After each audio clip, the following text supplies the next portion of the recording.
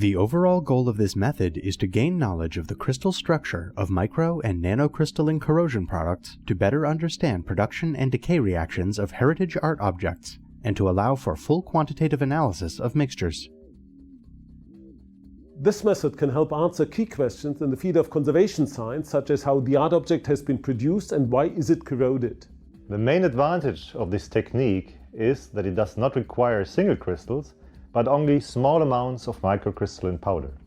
Though this method can provide insight into conservation science, it can also be applied to other fields such as material science, inorganic chemistry, or metallurgy. We first had the idea for this method when we investigated a degradation phenomenon which recently has been characterized as glass-induced metal corrosion. Demonstrating sample preparation and data collection will be Mrs. Stefani, a chemical technical assistant from my laboratory.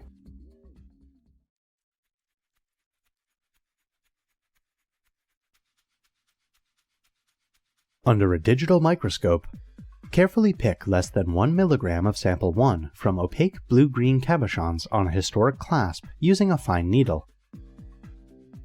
Following this, grind the sample carefully with a pestle in a small agate mortar.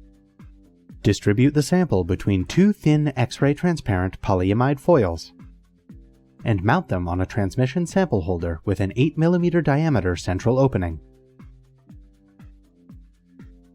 Fix the transmission sample holder on the theta circle of a diffractometer. Measure the sample for 20 hours from 5 to 85 degrees 2 theta with a step width of 0.015 degrees 2 theta in transmission mode. Turn rotation on in order